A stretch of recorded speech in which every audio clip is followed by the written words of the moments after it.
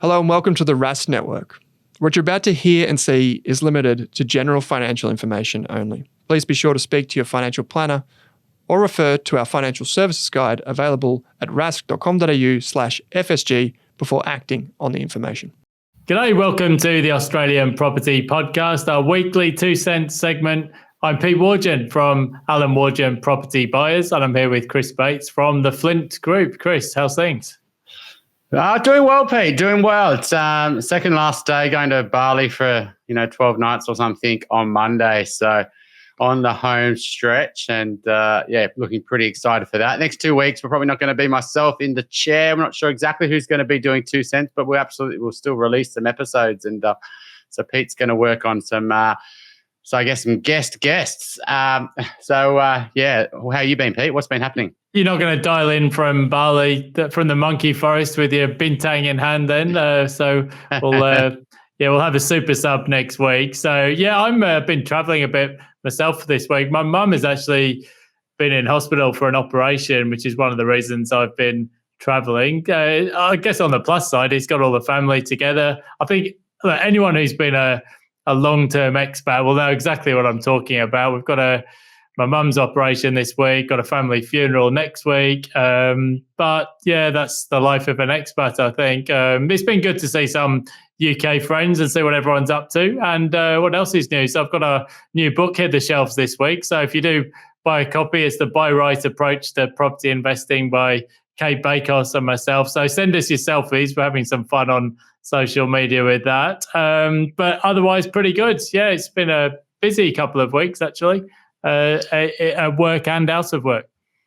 Yeah, it's been an interesting week in mortgage broker world, to be honest. There's obviously the banks have released all their profits a few weeks ago, their half-yearly reports, and while they made $30 billion last year, and they still made great profits the first half of the 2024 financial year, they thought, let's see if we can throw the mortgage brokers under the bus and blame them for the reason that we're making less profits, the reason why our net interest margin has fallen dramatically over the last 20 years is because of those bloody brokers who are keeping us honest and creating more competition in the system. And it's been a bit of a biting the hand that feeds them. A lot of the big four banks, about 60 to 65% of their loans come from the broking industry. CBA is a bit of an outlier, had the biggest branch network, and as tries to play against brokers. Hasn't really won brokers' trust, to be honest, for some of their actions over the years. And anyway, we could see it happening. I did a bit of a post on LinkedIn on Friday and wasn't expecting on Saturday. The AFR ran 2 pieces on Saturday and Monday, which were just absolute PR campaigns from the banks. And they really tried to play into Australia's tall poppy syndrome, misquoted issues around us not disclosing commissions, which is bollocks, that we make recommendations to banks that pay higher commissions. That just absolutely doesn't happen. That we encourage people to upgrade homes to take on more debt, ignoring the reason that the Australians want to do that, and they have to pay stamp duty and selling costs, and it slows down broker industry. And it was completely, really poor articles. I guess the good news for the broking industry is we've already got Australia's consumers' trust, right? We've got 72% of the market. We're not sort of resting on our laurels. There's actually broker competition within the broking market. It's probably the fiercest I've ever seen it as well. Not that we see ourselves as competition, but obviously we're still, if one broker's, innovating and doing better, then that forces the other broker to try to keep up. So I think the mortgage market's got really healthy competition. It's got competition from banks with each other to try to get market share from brokers. There's a lot of second-tier lenders getting, decent market share because of brokers and, community banks, etc. And then I think there's enough competition in the broking market to really make sure brokers are on top of their game. And they're innovating and becoming, and then there's this digital market play as well, where these digital banks are sort of saying, look, if you don't provide a great customer experience, I want an Uber experience for my home. I know Uber's getting overused for this, but I think that the market's looking good, and the banks are crying poor, even though they've been able to print money for decades. And you look at their share prices, I hardly, particularly CBA, I don't think that, investors are really worried about their profits, down the line. So, yeah, the market, obviously the brokers got a bit upset because it was just wrong. and I can't believe the AFR published it, to be honest. There was just so many things that just weren't adding up, and it just was a real slang attack at brokers. But on the back of that, you saw Sam White, leader of Loan Market Group, one of the biggest aggregators, came out firing on Monday. The leader of the MFAA, lots of brokers have all the coverage in all the broker magazines, and the AFR have covered some other articles now. And as a consumer, brokers are are getting better discounts for you on your mortgages, right? Rather than if you walk into a bank, you haven't got that one playing you against other banks. But it's going to be interesting to watch this play out. Ultimately, what the banks want to do is kill brokers. And the way that they can do that is reduce how much money they make, because a lot of brokers aren't making much profit and they're struggling. And it's a lot harder, the realities behind the broking industry, than people think.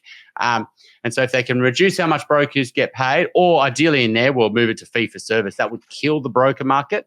And then it would push people back into branches and digital loans, which they can potentially make bigger margins on because they don't need to pay brokers. So there's obviously some shots being fired there, isn't there? I saw a couple of the pieces in the Fin. Karen Maley did a piece, and I'm not a mortgage broker, and it's not my part of the market at all. But even just some of the things that jumped out from the article, the average broker pocketing 670,000 a year. It's like straight away, I know that's not right. I know enough mortgage brokers to know that the average broker is not pocketing 670,000 a year, including trailing commissions. There were some other things that just weren't right either in terms of disclosure of commissions, best interest duty, regulation, which has actually got tighter over time, not looser. There was just, obviously it's a bit of a PR campaign, and I think it's from the outside anyway, it looks like a bit of a channel conflict there, I guess, between banks and brokers. And I certainly saw it stirred up the hornet's nest a little bit on social media and LinkedIn this week. Yeah, absolutely. It's going to be a story that we can track ongoing. It's anyone who loves watching business strategy can sort of observe and watch how the media and the PRs use to manipulate consumers' perception. So it's going to be an interesting one to watch. And so we'll talk about it in the coming weeks as more articles, obviously we're going to pop up. Sounds good. All right, let's get on to this week's 3 top news stories. So I think actually one of them was with the AFR, Nyla Sweeney, why rising listings may not mean price declines, and take a little bit of a look at where listings have been rising and where price declines are happening, and also where they're not. Second story, Michael Yander in the ABC looking at the increase in mortgage hardship claims, which I think would be expected as interest rates have gone up. And then thirdly, a slightly interesting piece, James Kirby in the Australian Albo quits the property market.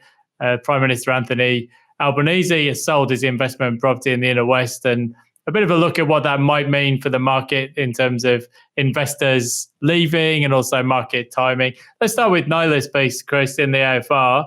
So some areas of the country are seeing a surge in listings, notably parts of Adelaide and outer Melbourne, it looks like, just looking through the list of suburbs there. But then the flip side to that, there's more active buyers. PEXA data shows there's been more settlements. So I think obviously the tax changes have forced some investor sellers in Melbourne. I think some people are looking ahead to what cash flows are going to look like over the next year or two, and it's just not making sense for a lot of people. And prices are down, albeit modestly, in parts of Melbourne. Settlements have increased, especially in Queensland and New South Wales. That's really offset any rise in listings. But I think as well, just a few other bits and pieces out this week. The monthly inflation figures were a little bit higher than expected. So that maybe changes the narrative around interest rates, when cuts might be happening or not happening.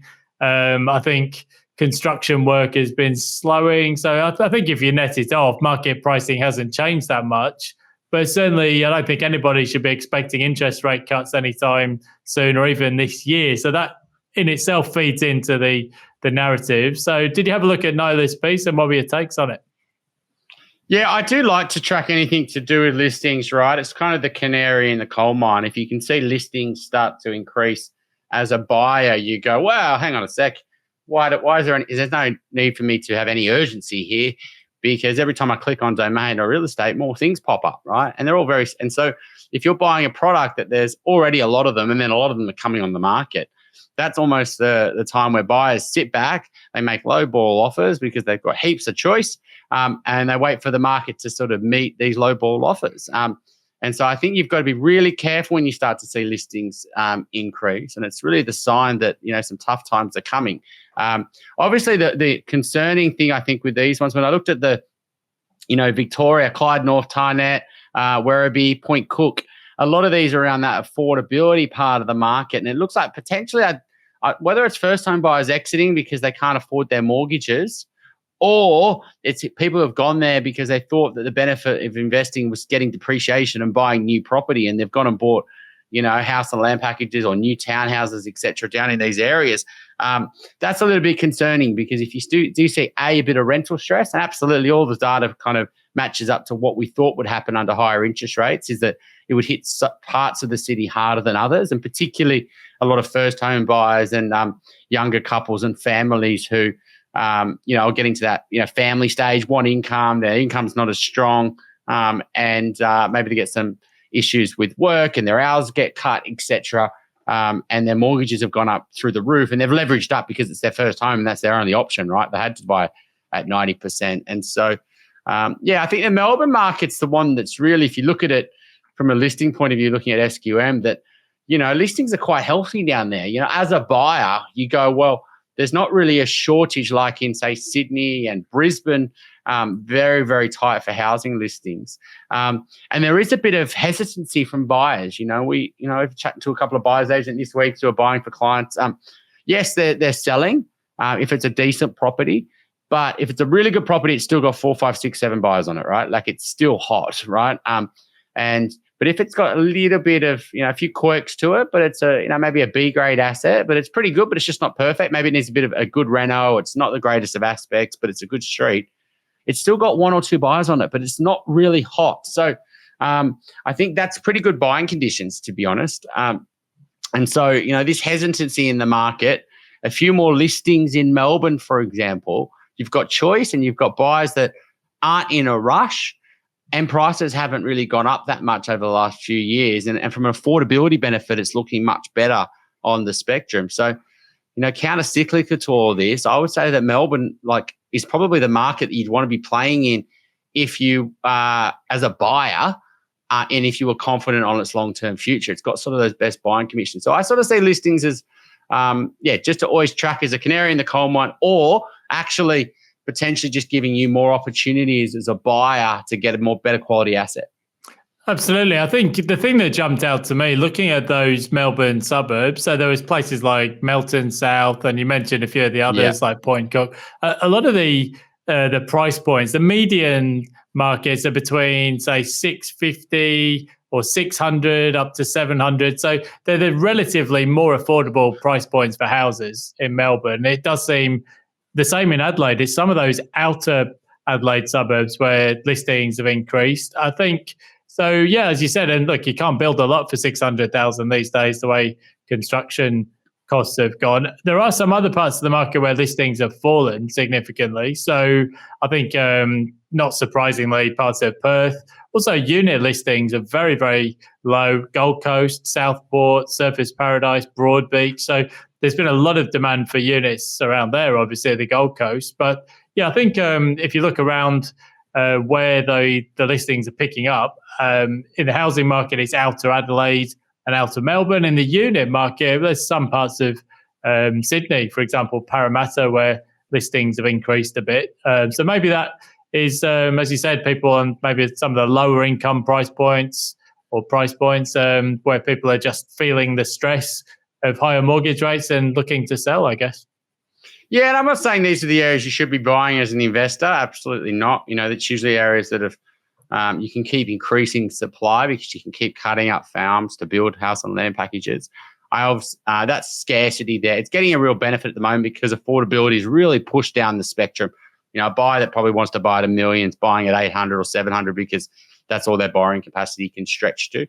But the borrowing capacity can always go the other way as well, and people can get bigger budgets as rates fall and income goes up and bank servicing changes. And so, but I do think that market's probably supported by people who do want to get out of the rental crisis, who do want to own their home, and that's where the affordability is pushing them. But from an investor's point of view, in the more metro Melbourne and more the scarcer inner ring suburbs, I think you've got a bit more choice than you have in other parts of the nation. So, what was story number 2, Pete? Because I do think anyone watching the market, absolutely, listings and turnover rate and what parts of the suburb are turning over. It's a really good thing to watch to give you confidence on things are going to be okay because my listings are really low in my suburb and none of the good stuff's selling and I've got something good. Or actually, you know what? Lots of people are starting to bail now. If I wanted to sell now, I'd be in a bit of trouble. So I'd have to be really careful here. Do I hold on or do I get out and make my upgrade earlier before price falls? Indeed, yeah. So let's look at this second story then. It does tie in. So Michael Yunder at ABC News Business, surging mortgage stress and hardship claims. So this is quite a long form piece at ABC News.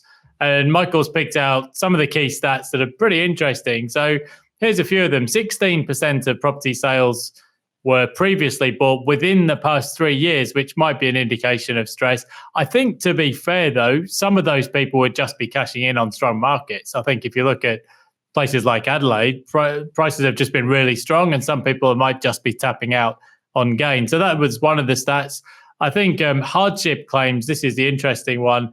In the final quarter of 2023, we're up 50% from a year earlier. Now, of course, they're coming from a very low base, but the important thing there is the trend. And it looks like 80% or thereabouts of those were owner-occupiers.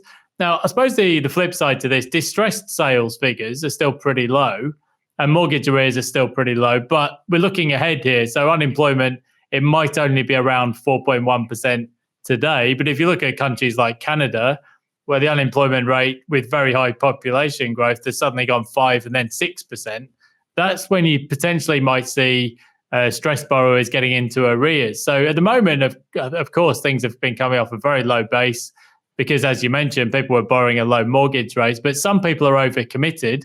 Now we've got rising unemployment. It doesn't look like interest rates are going to come down as soon as people were previously hoping.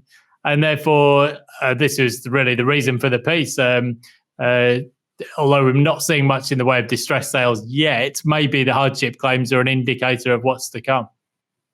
Yeah, I wouldn't read too much into the people who sell within 3 years. That stats is not off the charts. And a lot of people do sell after 2 to 3 years because they move in, they like the suburb, they don't like the suburb. Now they look at they bought something that was a renovator and they go, actually, no, I don't want to do the renovation. And I've made some money, but I want to be in a better street and this is not the place I want to live long term. So there's always that natural turnover where people are very likely to sell in that 2 to 3 year mark. I think a lot of agents love that period. You've settled in, you've gone and done your research on the property and you're really making decisions. Do we stay or do we go? And a lot of people actually do sell in that period just because of lifestyle reasons. And so while I might look at that, I don't think those numbers are anywhere off the charts compared to long-term averages. I was just trying to search and figure that out, to be honest. I would say there's a lot of people that go to buy and sell within 3 years anyway. I think, I don't know what the actual stat would be, but I wouldn't be surprised if it's 10%, maybe more. I don't think that's all that unusual, even though, yes, some people for sure would have borrowed at 2% and would now be selling. But I'm not sure those figures on just quick resale. Some of them would be renovators, as you said. Some people might just be cashing in on gains and some people trading up. So I'm not so sure about that. But yeah, I think it's more about the rising in hardship. Now, I think at the moment we're not seeing much in the way of distressed listings, but then property prices in nominal terms are record high. So most often people can get out without foreclosure or bankruptcies if they do need to sell. And those distressed listings indices, you see, they tend to be picked up from scrapes of real estate websites. So they'll be looking for terms like repossession, desperate seller, urgent sales, distressed sale, forced sale, that kind of thing. So I think as well, if you look over the years, now you would know much more about this than me, Chris, but I was looking at some of the personal insolvencies and bankruptcies figures from the AFSA this week, and the figures are much, much lower than they used to be, but that's partly because of changes to things like debt agreements and so on over time. And I guess in the mortgage market, there's not really much appetite, it seems to me anyway, these days, for banks to force people to sell. They would much rather try and work with borrowers who are stressed by refinancing, putting people on interest only, maybe giving them a better mortgage rate if they can, that kind of thing. So maybe that's just pushing out some of the stress as well, do you think? Yeah, it's hard. Like, I probably should know more about this if I'm honest. But the reason I don't is, like lots of things in life, unless you've gone through it personally and you've seen it happen for lots of your clients and you've had lots of different reference points, it's hard for you to really understand what a bank's going to do. You can always take anecdotal, etc., but we just haven't had many arrears or many clients go into hardship, or people absolutely do sell before they go to the bank. Get into arrears in the bank and they go on hardship. They definitely will make those decisions because they don't want to upset their credit file, etc. But we just haven't had many clients ever go into arrears, to be honest. Our arrears rate's almost zero, basically. I think it might be one client, and then they usually, sometimes it's a little mistake and then they go off, and we absolutely track it because on our sort of ongoing monthly income reports, they sort of show that. So yeah, it's interesting reading this article though and tracking it because it does make sense from a bank point of view, and it's just some pretty crazy, some of the stats here. Some of these have been open for 5 years, and so that shows that the bank's been working with them for 5 years to try to come up with some type of payment plan, and rather than going down the other option. And it's not great for the banks, it's not great for the market, but I think if there is issues on the value of the property and prices are falling, the banks are going to flip their the other way around, right? So if they can see that their risk is actually not that high because there's positive equity then they're going to want to work with you. But if they're concerned like they were in COVID or in 2018 when there was big price falls, I don't think they'd be as lenient, right? If they're going to have to lose money, they're going to be a bit more quick at it to sort of force some action. And so I think that's what's, the stronger property prices and, holding up in face of all these headwinds is allowing the banks to be a little bit more flexible. And APRA is there for the stability of the banks, remember? And so I wonder if APRA is just also giving them a bit of a free kick here to say, well, yeah, we don't really mind as long as you're working with them, as long as they've got some type of plan in place. We'd rather that than force them out into a rental crisis, particularly when you've got a family, etc., and because they can't afford their mortgage in the short term. So that would be my take. But I don't think you can always just count on that. You can't count on over leveraging, that the bank's going to come in and save you. But I think the market is saving a lot of people at the moment. For sure, and you don't want to end up with blotches on your credit record unnecessarily as well. So, yeah, I think we've talked in previous episodes about what to do if you are heading towards mortgage stress and how you can head those things off. So we don't need to go over the old ground again there. But let's take a look at this third and final story for this week, Chris. This one was James Kirby in the Australian. So Anthony Albanese is quitting an investment property as investors bail out of the market. So I think it's an interesting story. So it looks like it was an investment property that was bought by the Prime Minister for about 1.2 million. I think it was Dulwich Hill from memory about a decade ago. It's one of those things that always gets a bit of a run in the run up to elections, sort of people saying, well, hang on, this guy's supposed to be fighting Tories and he's a property speculator in his spare time and all of that kind of stuff that goes around in politics. But looks like he's going to sell it for, well, I guess around 2 mil today or low twos or something like that. So a pretty nice result for the Prime Minister. But I think where this caught the news is looks like the tenant doesn't want to leave, and therefore it's not great from a political standpoint to have to serve an eviction notice on a small business owner, but is what it is. I think the interesting thing that James is looking at here in the Australian is with investors typically being on slightly higher mortgage rates than home buyers, rental income not really covering the cost for a lot of borrowers now. There has been a rise in sales or investors sort of exodus from the market, I guess. And if you look at our friends at Suburb Trends have run some stats. Looks like if you look in Sydney, for example, the Blue Mountains, outer southwestern Sydney, and the Hills District, there's certainly some parts of the market where investors are getting out. And I guess if you think about what has happened to mortgage rates and rents not keeping up, that's not maybe that surprising potentially. But at the moment, well, there's also probably most investors are hanging on because the capital gains have been compensating. Yeah, I think Anthony is probably doing all right. He's probably on about 600 grand a year. Just did a quick search on what the Prime Minister earns. And a lot more than that when he actually stops. Not as much as a mortgage broker. I think if you, depending on who you believe anyway, but... yeah, I think, I don't know if he's selling because of cash flow reasons. I think he'll probably earn a lot more money when he stops being a Prime Minister as well, as they usually do. I think there obviously is a pressure on investors to sell. Now, the interesting thing is here is I don't actually see the address, but a house. I'm assuming it's a house in Dulwich Hill, right? And rather than an apartment, at $2 million, it's highly likely. This is just a bit of an interesting one to think at a big macro level, right? If you think that is a rental property right now, who's going to buy that? Look, if that sells, that's going to an owner-occupier, right? Not many investors are entering at $2 million in the current market. A, they haven't got the borrowing capacity. B, they don't have the desire to have that negative cash flow. Then you've got land tax and all the costs, etc. And so a lot of investors just won't be entering. They just haven't got the confidence or the borrowing capacity to enter at that price point. So if that does sell to a home buyer or a first home buyer, that may create, that person may have been renting, but they may not have, might have been living with family, etc. So, but ultimately that's created one less rental property in Dulwich Hill. So if there was 30 rental houses available in Dulwich Hill to rent, now there's only 29 to rent. Later this year, you might see another 2 investors sell and they will go to home buyers. And so now there's only 27 houses for rent in Dulwich Hill. And that's what I think is going to happen slowly over this next decade. It's going to be harder and harder for investors to enter into the housing markets in our capital city. And I think that the percentage of properties, let's say it's 30 or 40% of those are owned by investors. If 80% of those new sales are going to home buyers, that ownership of home buyers of houses in our capital city is going to increase. So it's going to get harder and harder to rent a house. So this is one of the oldest debates on social media, right? So the investor sells, a home buyer buys, but then presumably that home buyer was previously a renter. I think this is an oversimplification. I think, because the argument goes, well, the number of houses hasn't changed, and some people have come out of the rental market and become home buyers, and that's a good thing.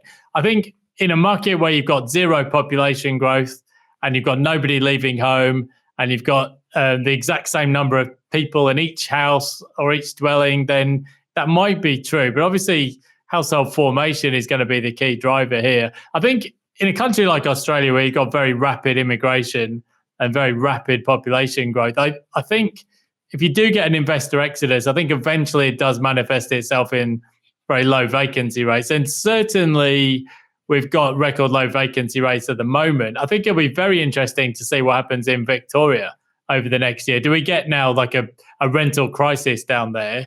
I think looking at some of the leading indicators like SQM's asking rents index, it looks like rents might be peaking out a little bit. I don't know if that's seasonality or whether it's just we've got to a point where renters just won't pay anymore, or whether this is just a blip and the rents are going to start rising again. So very interesting because, no end of people will say to me on social media, oh, well, we don't need investors. The number of houses is the same.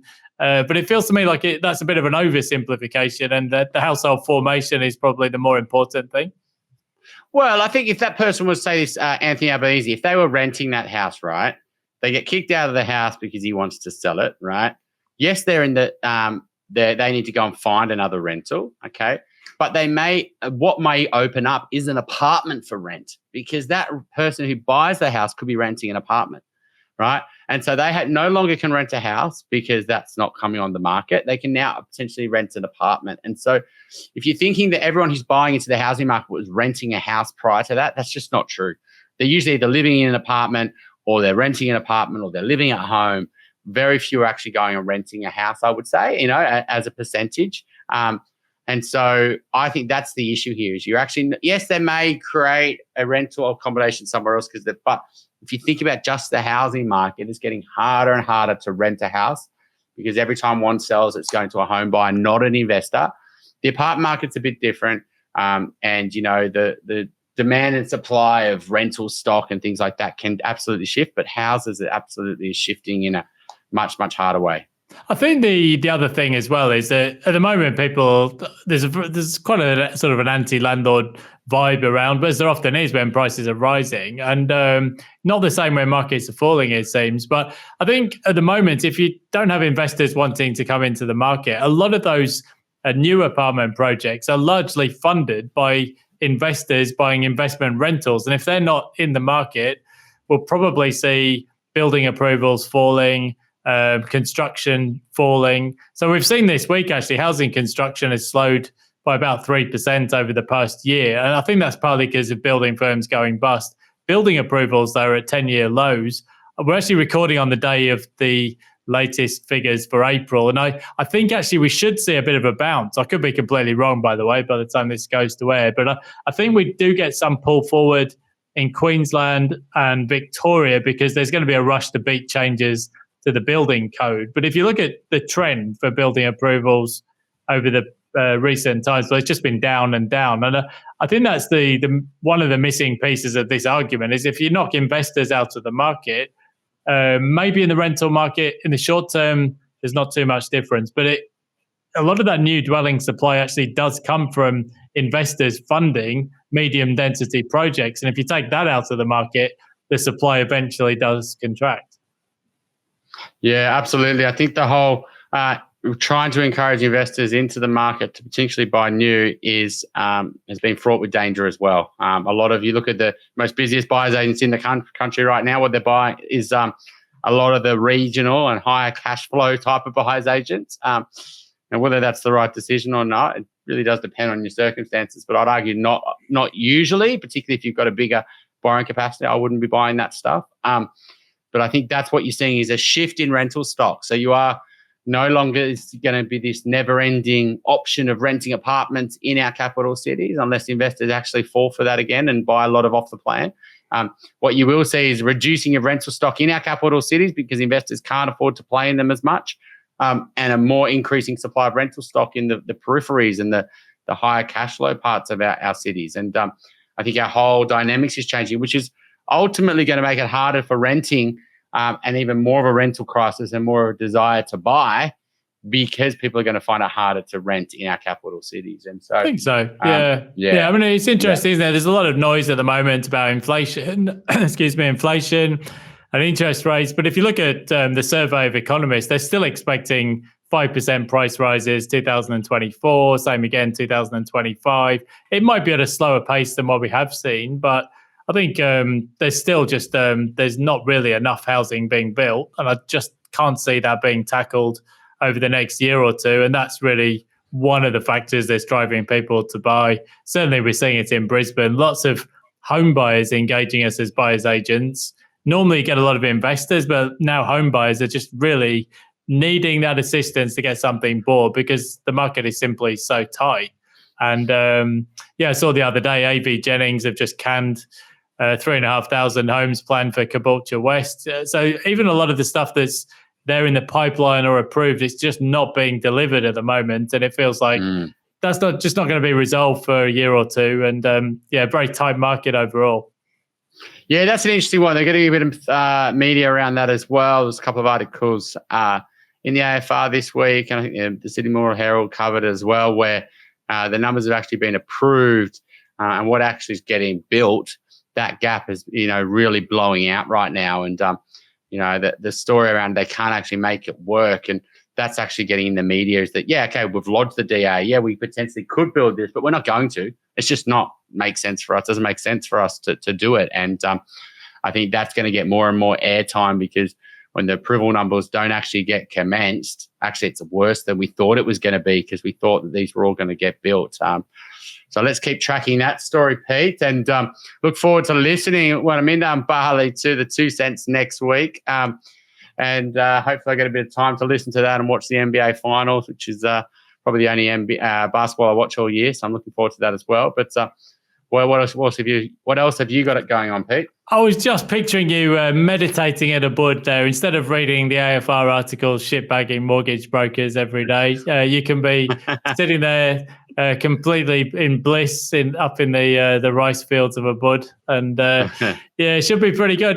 For me, mainly stuff around the book launch this week. So You'll get sick of the sight of me on podcasts as we do our book promo. So we're going to keep harassing you till you buy a copy and send us a selfie. So just lots of stuff. I think Dimex are doing an end of financial year promo on our book. So keep an eye out. Or if you go to the airport, you should see our copy, Chris, on the way to Bali. So safe flight over there. And we'll have a super sub for you next week while you're chilling out by the pool. I'll talk to you all in a few weeks. Good luck with the book launch, Pete. Thanks a lot. Cheers. Bye. Thanks for watching this video on the Rask Network. While you're here, don't forget to like and subscribe so you can get videos each and every day on business, finance, investing, and so much more.